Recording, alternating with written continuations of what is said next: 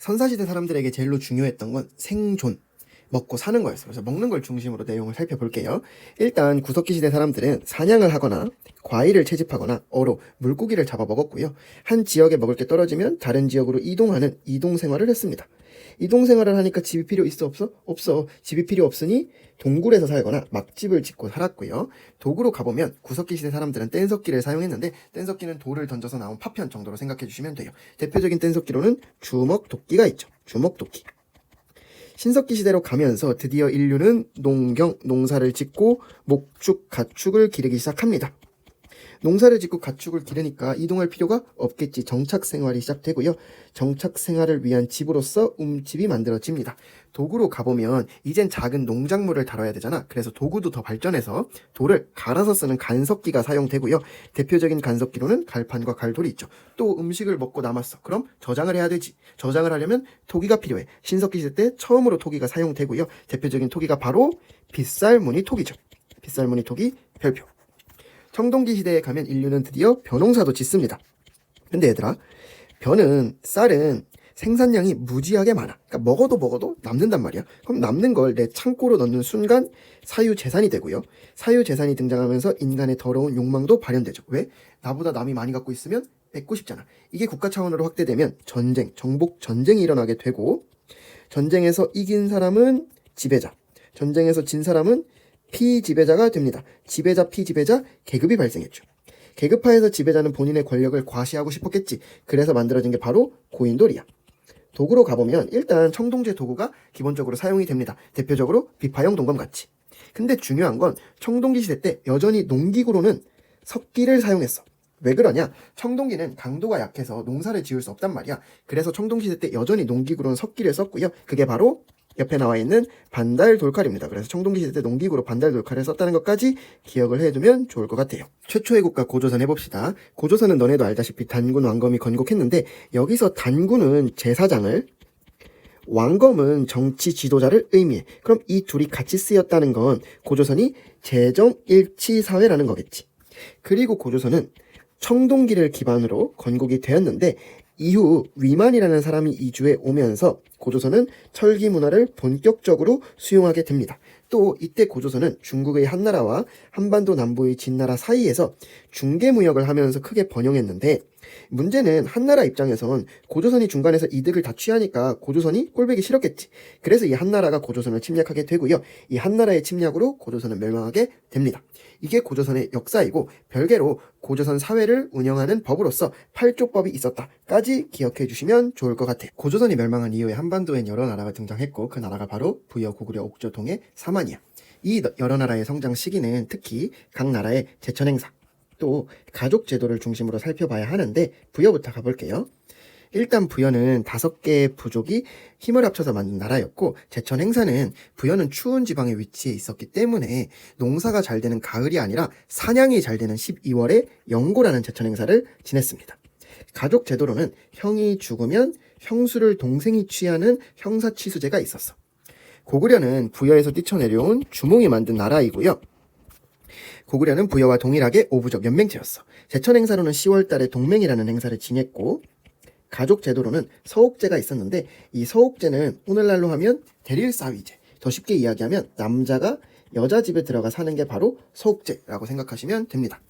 옥저는 고구려랑 가깝다는 이유만으로 맨날 고구려한테 삥 뜯겼거든? 삥 뜯기니까 제천 행사 안 지냅니다. 가족 제도로는 민며느리제가 있었는데 민며느리제는 오늘날로 따지면 시집살이, 더 쉽게 이야기하면 여자가 남자 집에 들어가 사는 게 바로 민며느리제야.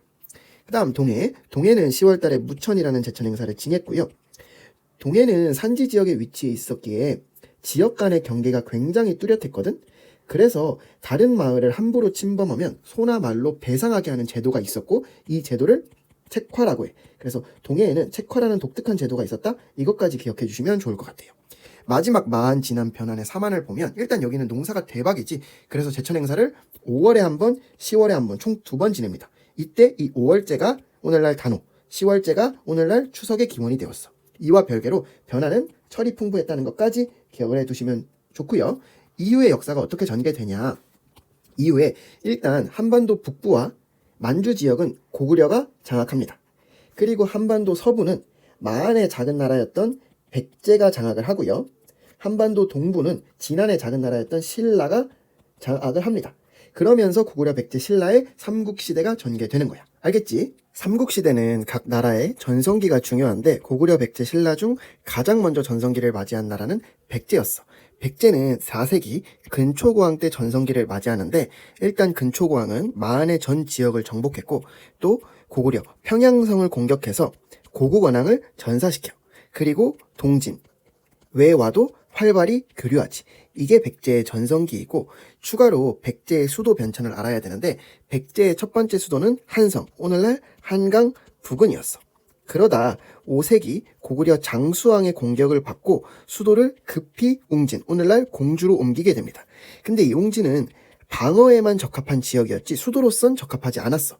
그래서 6세기 성왕이 백제를 다시 일으키자는 명분으로 수도를 사비, 오늘날 부여로 옮기게 됩니다. 결국 백제의 수도는 한성, 웅진, 사비 순으로 변했다는 거 기억해 둡시다. 백제의 뒤를 이어서 전성기를 맞이한 나라는 고구려인데 고구려는 일단 4세기 백제 근초고왕의 공격으로 고국 원앙이 전사하면서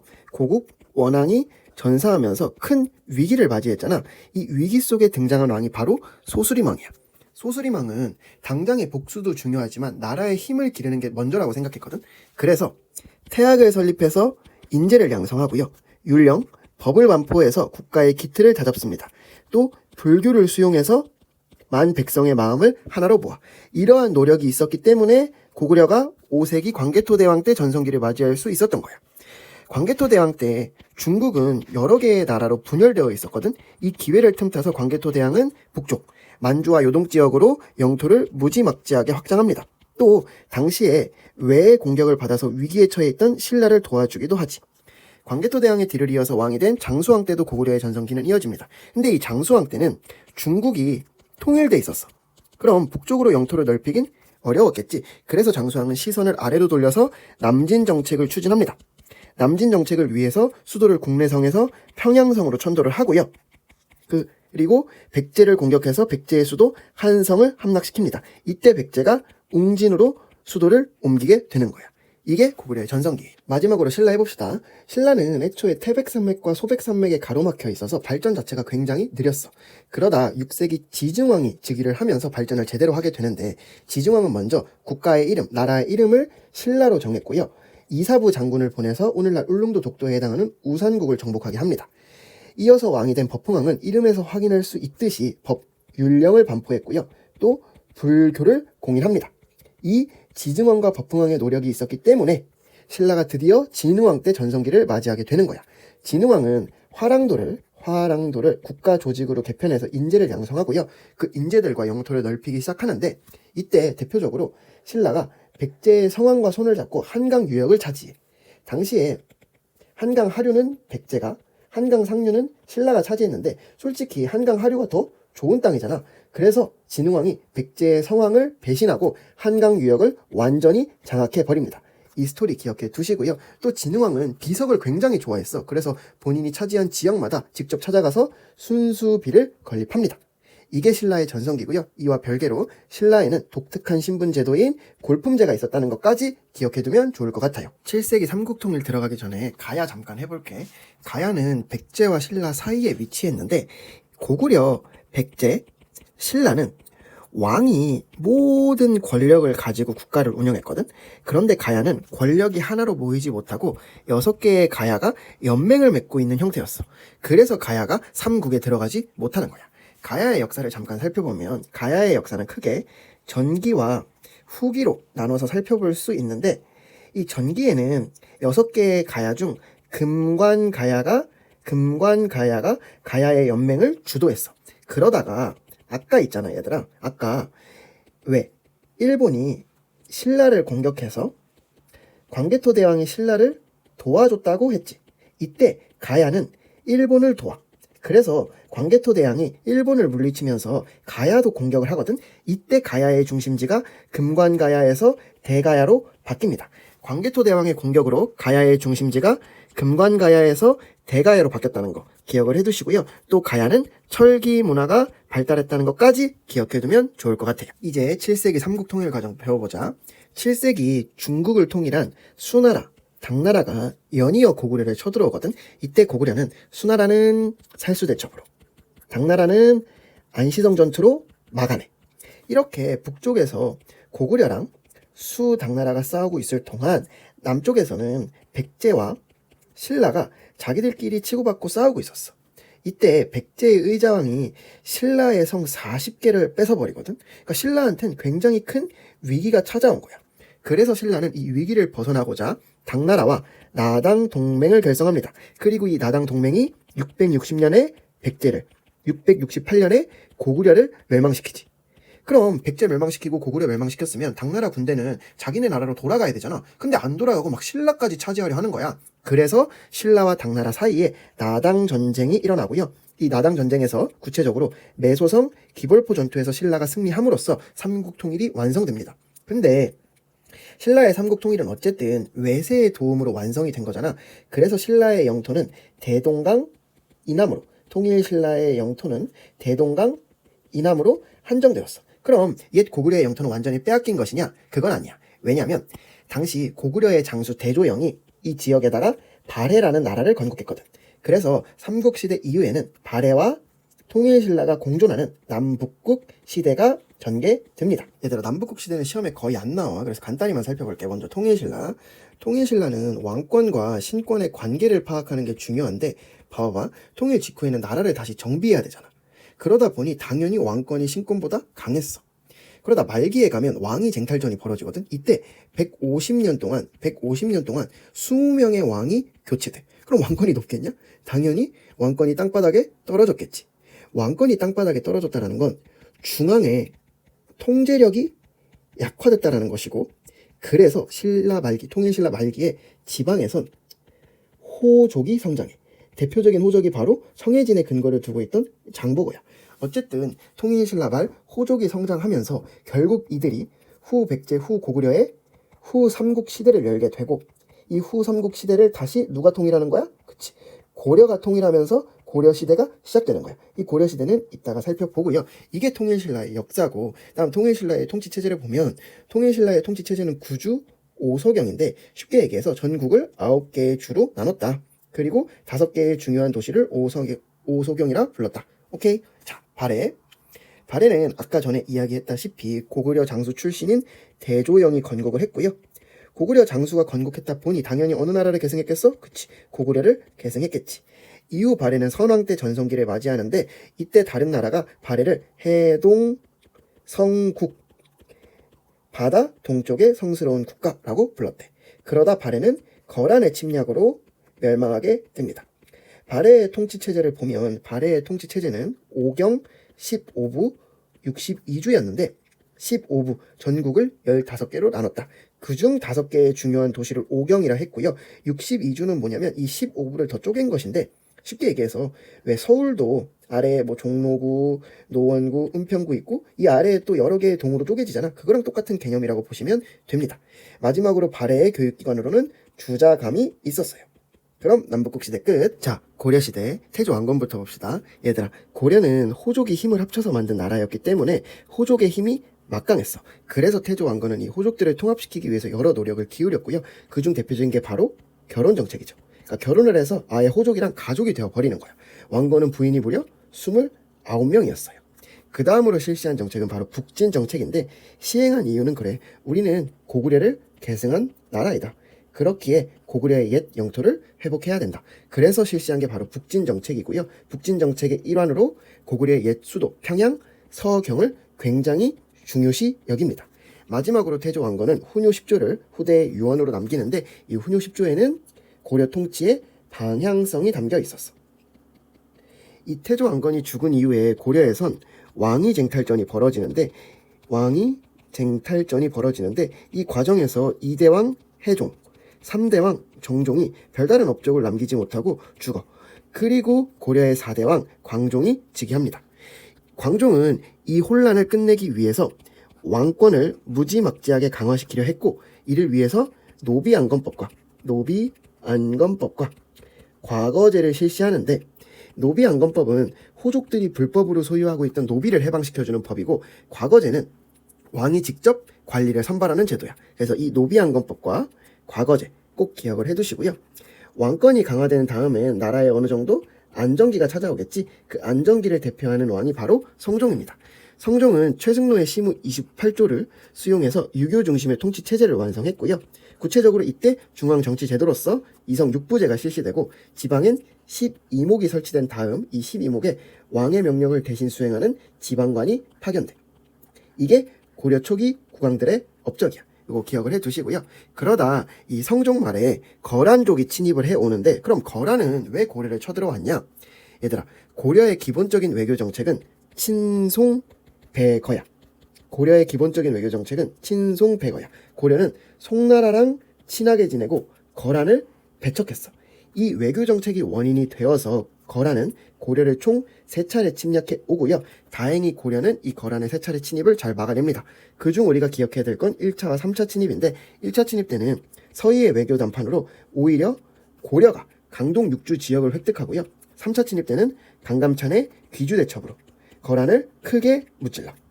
이렇게 거란을 물리치고 약 100년이 흘렀는데 이번엔 여진족이 쳐들어와. 이때는 윤관이 별무반이라는 군대를 조직해서 여진족을 몰아낸 다음에 그 지역의 동북구성을 축조합니다.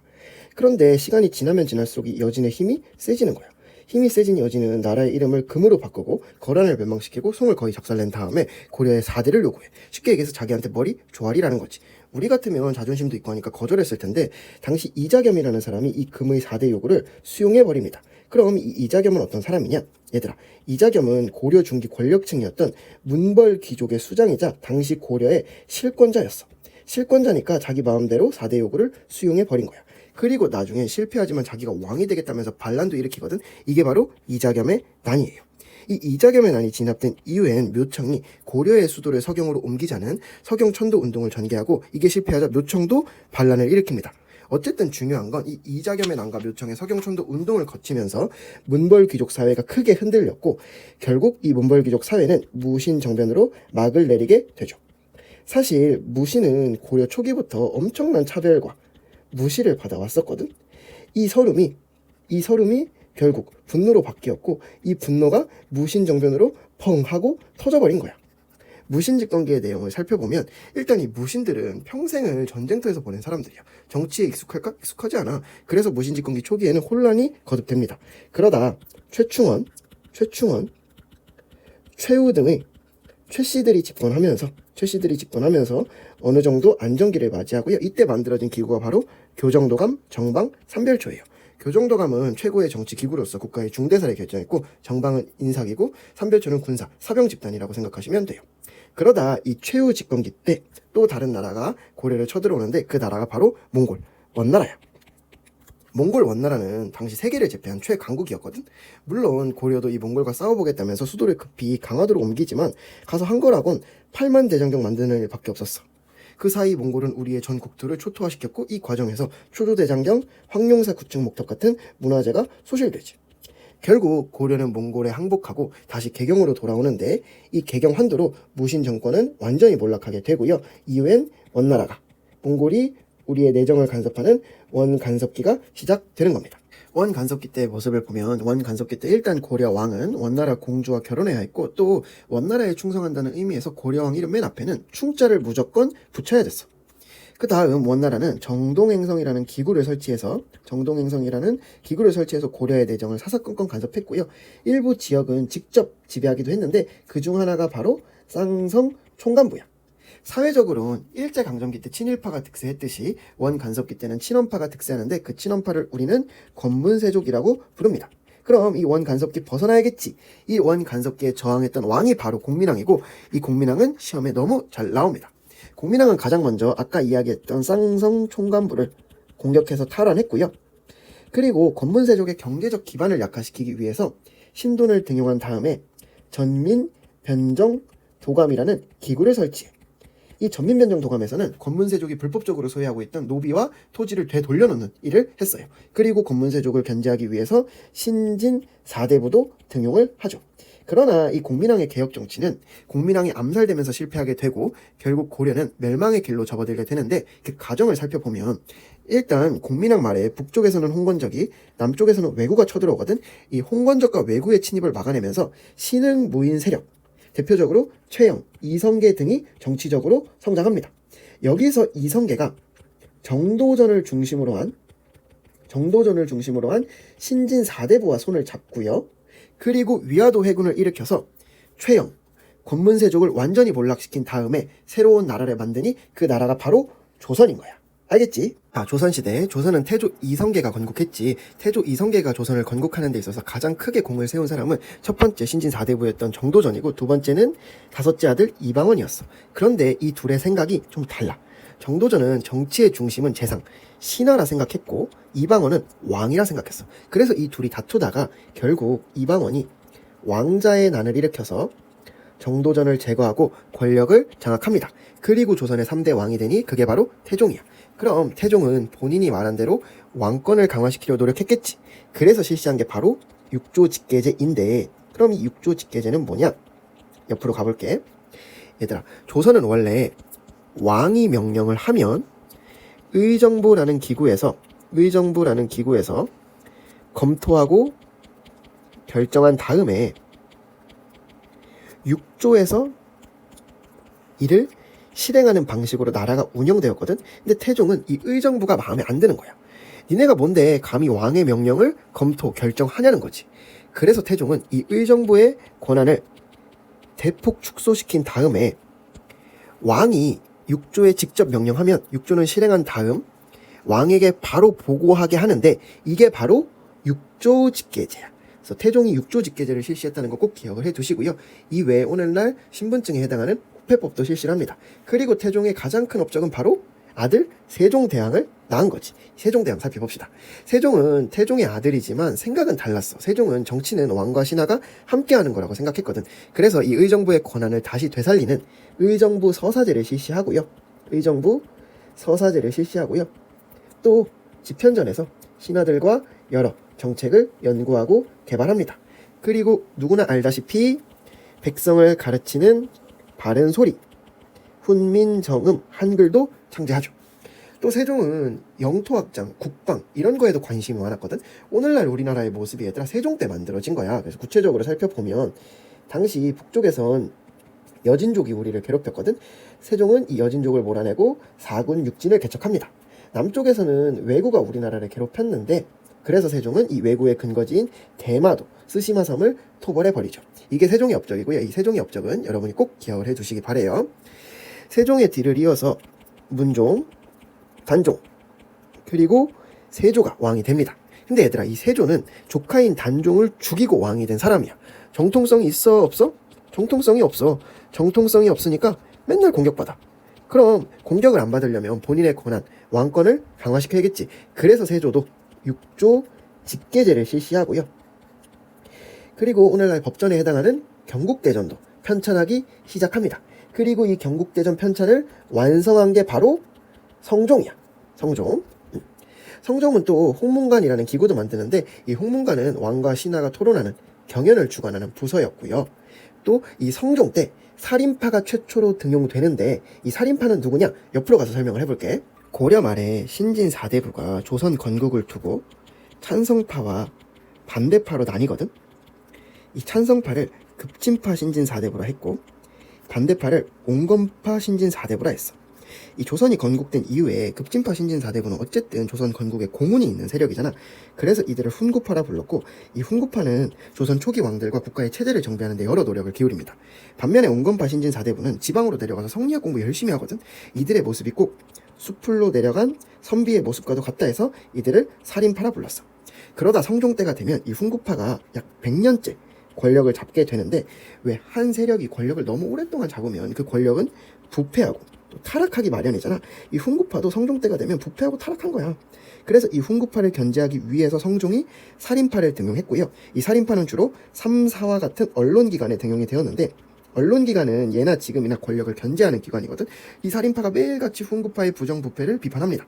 그럼 훈구파는 살인파가 꼴보기 싫었겠지. 그래서 이 훈구파가 살인파를 공격하게 되고, 이 과정에서 발생한 사건이 바로 사화야.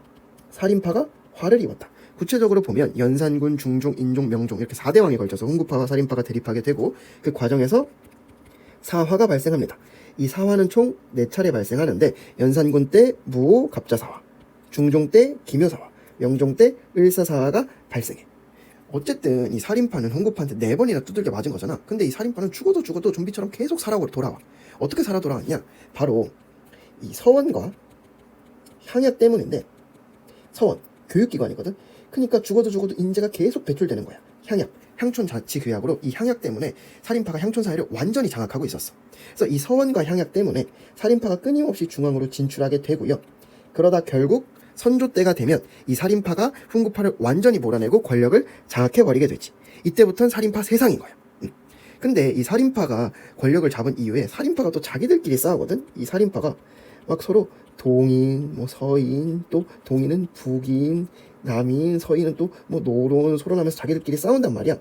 이러한 모습을 친구들끼리 당을 만들어서 싸운다 해서 붕당 정치를 하고, 이 선조 때 붕당 정치가 시작된다는 거 여러분이 꼭 기억해 주셔야 돼요. 그리고 이 선조 때 조선을 뒤흔든 임진왜란도 발발하죠. 이 임진왜란 이제부터 배워볼게요. 임진왜란은 일본을 통일한 도요토미 히데요시가 침략해 오면서 시작되었는데, 당시 일본군은 수십 년간 전쟁을 경험한 베테랑들이었고 또 신무기 조총을 장착하고 있었어. 그래서 조선군은 전쟁 초기 패배를 거듭했고, 결국 선조는 수도 한양을 버리고 의주로 도망을 가게 되지. 그러다 바다에선 이순신이, 육지에선 의병이 활약하면서 전세가 조금씩 역전되었고, 여기다 중국, 명나라도 우리 조선을 도와줘. 이렇게 전세가 역전되자 일본이 먼저 휴전회담을 제의하거든. 근데 이 휴전회담에서 말도 안 되는 걸 요구하는 거야. 예를 들어서 명나라 황제의 딸을 도요토미 히데요시의 후궁으로 들여라. 그리고 경기, 충청, 전라, 경상도를 자기네가 다스리겠다. 이런 말도 안 되는 요구를 해오니까 결국 휴전회담은 결렬되었고, 휴전회담이 결렬되자 일본은 정유재란을 일으켜서 조선을 다시 쳐들어옵니다. 그러나 이 정유재란은 이순신 장군이 명량, 노량해전에서 승리하면서 끝이 나게 되죠. 임진왜란 이후 왕이 된 광해군은 가장 먼저 전후복구 사업을 실시했고, 또 대동법을 시행해서 백성들의 세금 부담을 완화시켜줘. 그리고 대외적으로는 중립외교를 실시했는데, 이 중립외교가 뭐냐, 그걸 알아보면 일단 임진왜란이 끝나고 명나라가 크게 쇠퇴해. 그 사이 만주에 있던 여진족이 힘을 키워서 후금이라는 나라를 만들고, 이 후금이 명을 공격합니다. 공격을 받은 명은 조선에 도움을 요청하는데, 이때 광해군은 생각한 거야. 일단 조선은 전쟁이 끝난 지 얼마 안 됐기 때문에 남을 도와줄 형편이 안 돼. 그리고 섣불리 명을 도와줬다가 후금이랑 전쟁이 일어날 수도 있는 거잖아. 그래서 광해군은 명과 후금 사이에서 철저히 줄을 타는 중립외교를 실시합니다. 그런데 얘들아, 조선이라는 나라는 예의 범절을 엄청 따지는 나라야. 그래서 당시 사람들은 야, 임진왜란 때 명이 우리를 도와줬으니까 우리도 당연히 명나라를 도와줘야 되는 거 아니야? 라고 생각했다고. 즉 광해군의 중립외교는 조선 사회와 맞지 않았던 거지. 이게 빌미가 돼서 광해군은 쫓겨나게 되고요. 광해군을 쫓아내고 왕이 된 인조는 철저하게 친명배금 정책을 실시합니다.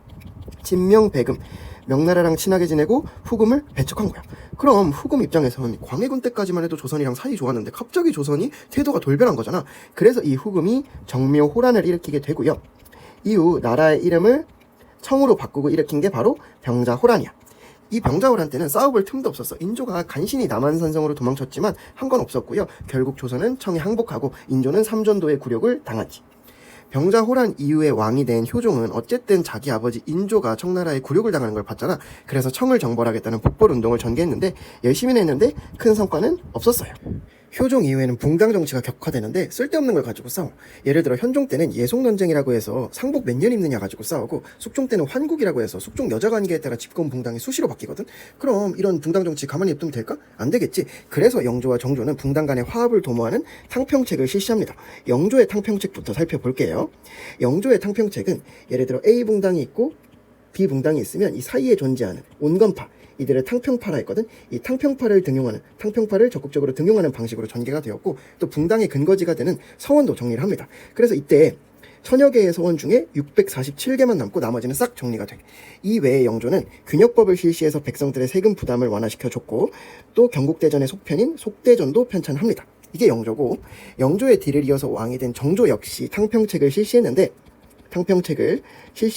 정조의 탕평책은 A 붕당이 있고 B 붕당이 있으면 각자의 주장을 막 이야기할 거 아니야. 그럼 정조는 이 가운데에서 판단을 하는 거야. 누구 말이 옳은지. 그래서 A 말이 옳으면 A편 들어주고 B 말이 옳으면 B편 들어주는 방식으로 탕평책이 전개가 되었고요.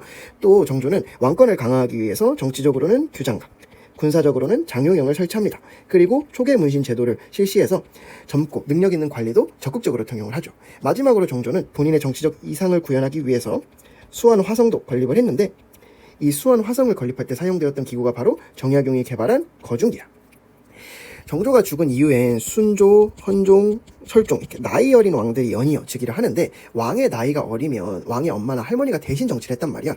이 과정에서 몇몇 소수 가문들이 권력을 독점하게 되었고 이러한 정치 형태를 우리는 세도 정치라 불러. 세도 정치 하에서 관직을 사고파는 매간 매직이 성행하였고 매간 매직을 통해 관리가 된 이들은 탐관오리가 돼서 백성들의 등골을 쪽쪽 빨아먹습니다.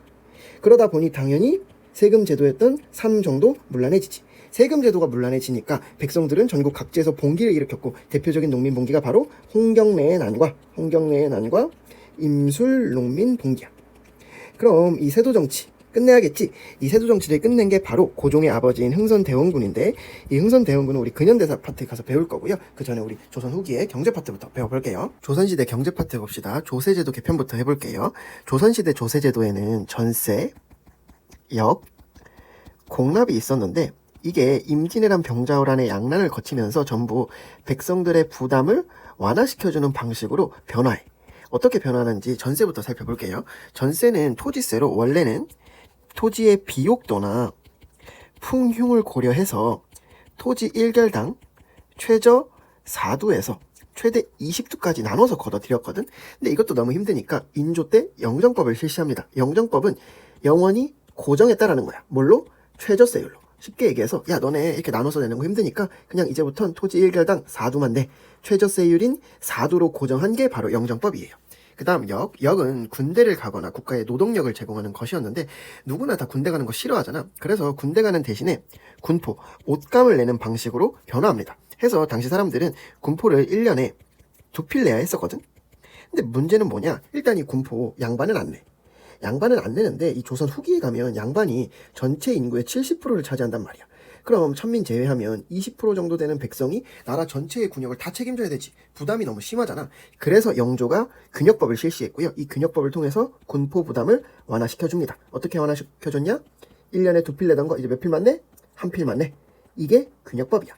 마지막으로 공납은 특산물을 국가에 납부하는 것이었는데 이게 폐단이 가장 심했대. 뭐 예를 들어서 산에 사는 사람한테 전복을 내라고 하고 또 관리랑 상인이랑 결탁을 해서 백성들 등쳐먹는 경우도 있었단 말이야. 그래서 이러한 폐단을 해결하기 위해서 광해군이 대동법을 실시합니다. 그럼 대동법의 내용은 뭐냐? 자, 이제부터 특산물 내지 마. 폐단이 너무 많으니까 이제부터 특산물 내지 마. 그 대신 돈 많은 건 지주잖아. 이 지주가 토지 1결당 12두 납부해. 특산물을 걷는 대신에 지주에게 토지 1결당 12두를 거둔 게 바로 대동법이고 이 대동법이 실시되면서 공인이 등장하는데 이 공인은 누구냐? 대동법 실시 전에는 개별 가구가 국가에 특산물을 납부했잖아. 이때 국가는 나라를 운영하는 데 필요한 물품도 이 공납으로 충당을 했거든. 근데 대동법이 실시되면서 이젠 지주가 국가에 쌀을 납부하는 거야. 그럼 국가는 나라를 운영하는 데 필요한 물품을 충당할 수 없지. 그럼 어떻게? 사와야 될 거 아니야. 이때 이 물건을 사오는 사람이 바로 공인이야.